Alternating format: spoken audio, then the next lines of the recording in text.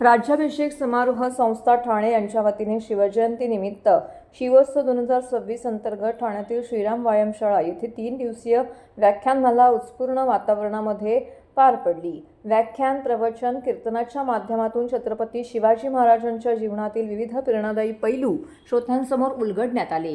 या व्याख्यानमालेतील पहिले पुष्प ज्येष्ठ वक्ते चंद्रशेखरजी अभ्यंकर यांचं होतं। त्यांनी शिवरायांचे 8वे रूप या विषयावरती प्रभावी विवेचन केलं। हे पुष्प इतिहास अभ्यासक कैलासवासी निनादजी बेडेकर यांना समर्पित करण्यात आलं।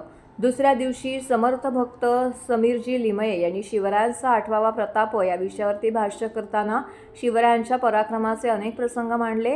हे पुष्प शिवशाहीर कैलासवासी बाबासाहेब पुरंदर यांना अर्पण करण्यात आलं।